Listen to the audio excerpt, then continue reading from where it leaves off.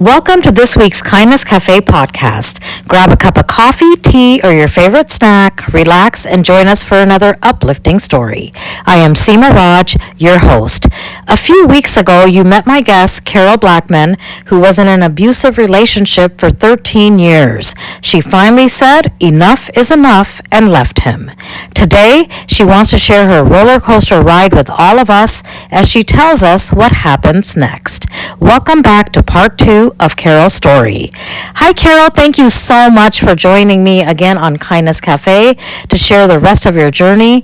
Last time we left off at when you ended your abusive relationship and moved out into your parents' home. I am sure that must have taken so much courage for you to, just to take that huge step.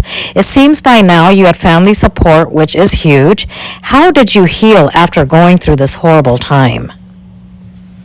Well,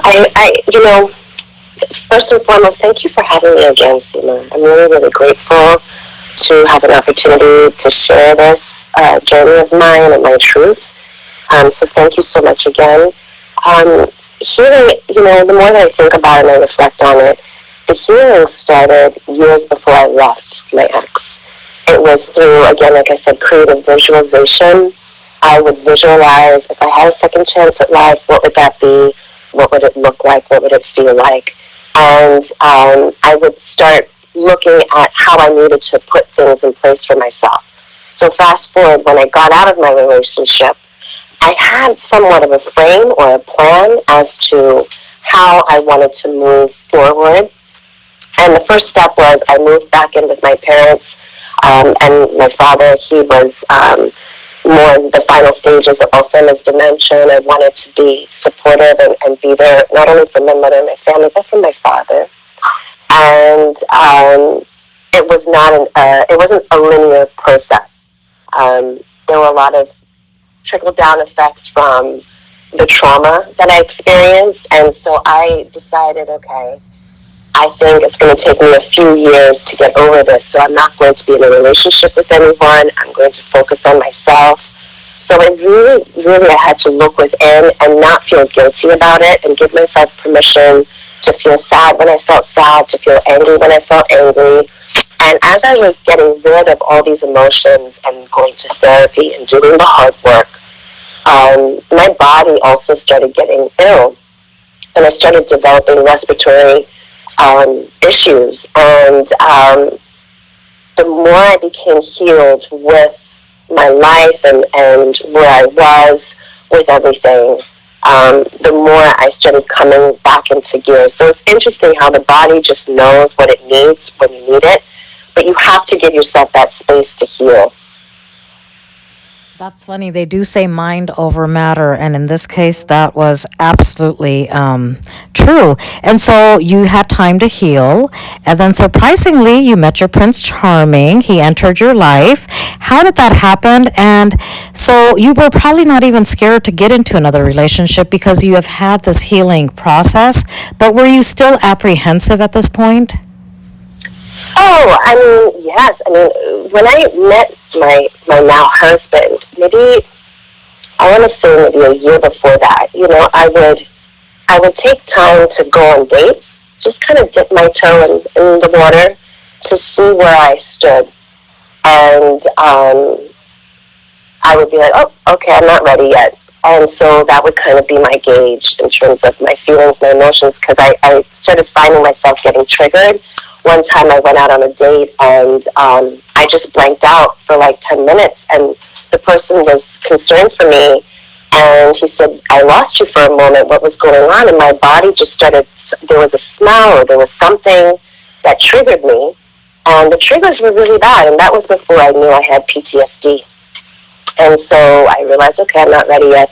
Then about 3 years, which I was pretty much on track for what I thought it would take me, I started online dating. I met him online, and it was very serendipitous, and it was just an energy thing. I felt like I was at home when I met him, and I had never experienced that before in my life. When you're younger, and especially as women, we're raised with all these different things from society, and they're all kind of conflicting things, just how we're raised as women, like to cater to men, but then you want to be independent, and it's just really it's challenging. And I remember in my younger years, I wanted to please the men that I was with, and then in my abusive relationship, I wanted to heal and fix. I thought that we could move past it. And when I met him, I just felt like me. I felt like waking up next to him just as I am was enough, and waking up next to me as he was enough, with no expectations. And that was a very powerful thing. So it didn't take me long to know that, we weren't necessarily planning on getting married right away or anything. But because he had a son, we knew that we would get married, because we weren't going to just not be married, but we wanted to give his son some time to get used to me. And we really went kind of by the book. We leaned on psychologists, child psychologists, to give us a gauge in terms of when his son should meet me and how to integrate into each other's lives. And a month before we got married, I moved out of my place and moved in with him. So we were very much as we could be, by the book, to make sure that we were set up for success. And he changed my life. His support and his love. And what was interesting, my loved ones could see the support that I was having, because I was very centered. And I was not very scared. When I met him, I felt like this was right. But I also did a lot of meditations at night, and sometimes they have those 3-week hypnosis things that you can do. So I worked really hard so I wouldn't have certain feelings or triggers being with him. And it worked. It worked. I was determined to live my best life. If I survived my abusive relationship, I made a promise to myself that I would live my best life, and I'd be 100% committed to whatever it takes, and I still am. And you've done that. Today you've come such a long ways, and you fought all of your inner demons, and today you are happily married with a son. You truly deserve it, Caro. But you know what? Just when life is going good for you, you're happy, COVID hits. And it hit you hard. Can you tell me what it did to you and how you got COVID? Oh, yes. So, wow. And it's funny because you're right. Everything started falling into place. We were in a really good place. And my health, I was healthier than I had ever been. And, but I was terrified of COVID, because they were saying the respiratory situation, that, pre-existing conditions. And when I got it, initially, I had 3 false negatives. I got tested 4 times. I had 2 PCR tests and 2 rapid tests. So the 2 rapids came back negative. I had a PCR test that came back negative. I went in with my husband again, and initially the first few times when I went in, they misdiagnosed me with asthma exacerbation, and in fact, what I was experiencing was restricted breathing.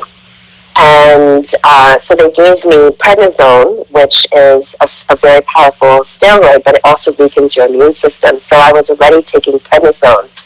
And when my husband and we got tested, he immediately tested positive, but I tested negative. And so the doctors were like, you cannot get COVID.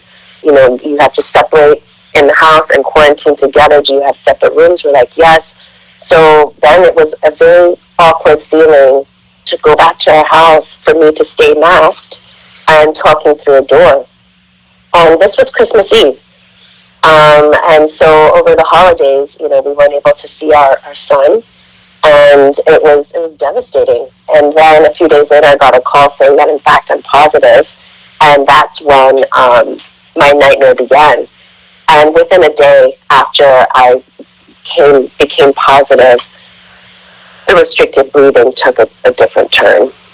And not only that, I was on social media, and a friend of mine from high school had another girlfriend of hers who was around my age, asthma. She had the restricted breathing. She died within a matter of days. And so I came in like, wow, I don't know what I'm about to face. And it was a very mind-blowing experience, because there's no metric. You don't have a gauge. sometimes when you have a virus, you can kind of feel it when it's tapering off, and you just ride the wave. COVID is not the type of virus where you just let it move through. If you have a symptom, you have to fight it. If you have headaches, you got to take headache medicine. If you have fever, you have to keep taking things to fight the fever. If you have coughing or whatever, you need to take the medicine that you have on deck to do it. Thankfully, during the pandemic, I had been, keeping different products in the house and stocking up whenever I could, just little bits here and there. And I bought a Kinsa thermometer and an oximeter. And that actually helped me fight it from home because I could always check my oxygen, always check my fever. And with the Kinsa, it has an app. And with COVID, you have brain fog. And with that brain fog, you can't keep track. But with the Kinsa thermometer, when I was doing my virtual visits with the doctor, I had all the information right there in front of me. And so there were days I was crying. I didn't sleep. It took me a solid month to fight it. I developed 2 respiratory infections back to back and fought it with antibiotics at home. I was very blessed and fortunate being in hospitality. The restaurant that I'm with, which was my own restaurant, they were coming and delivering food, leaving it outside the door. The general manager at the time would leave mid-shift with a bunch of food prepped and cooked. So we didn't have to cook. And it was really the kindness of others. There was another chef.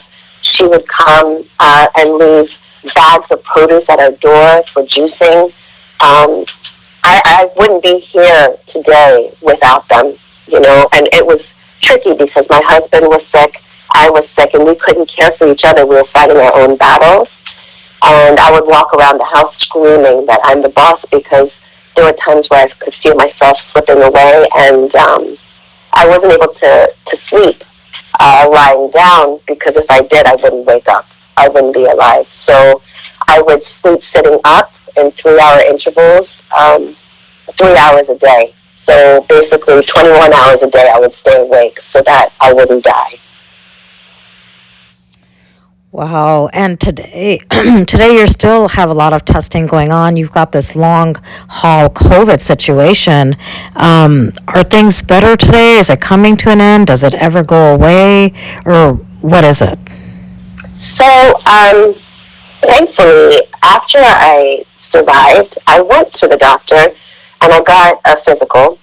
And all my numbers came back. I was healthy, but I said, no, something's not right. I don't feel right. I feel fatigue. And I still wasn't breathing properly. I couldn't even walk 30 steps without needing to sit down. And so I advocated for myself to see specialists, and one of them was a neurologist. So I did my research, I said a prayer, and I was guided to a phenomenal neurologist. He's a scientist for Johns Hopkins and Harvard University. His name is Dr. Najib Fatui, and he's based in McLean, Virginia. And he is a phenomenal neurologist. And through his practice, I got evaluated, and it turned out that I had neurological impacts and memory loss, significant. And he said the good news is it seems that I did not have actual brain damage. He said the brain is like a muscle. So you just have to exercise it. So I go to brain exercises, I have brain coaches, and doing neurofeedback, which is like electro therapy for your brain. It's like a reward system to help normalize your beta and theta levels in your brain. To give you perspective, beta and theta. If you have high beta and high theta, generally that's people who are like ADHD have high beta and high theta. So it kind of helps normalize that a bit better so your brain is not as overactive. And through a little bit of medicine and through exercise and nutrition and doing brain exercises at home too, I'm fighting it. So I've been tested 3 times, and it's been a process. When I got vaccinated, it helped alleviate some of the migraines that I was experiencing in the blurred vision, but it gave me more memory loss, and so that was rough, and I got very sick. I had fever of 105, but I proceeded to get the second shot, and that was significantly better. And I got evaluated again this past August, and my numbers are higher, but not where I need to be functioning in a restaurant or just working day to day. I still forget things, or I will lose track of what I'm doing, but I feel more positive. I feel more optimistic. It's a very lonely place. It was a very lonely journey for me. And but again, mindset is everything.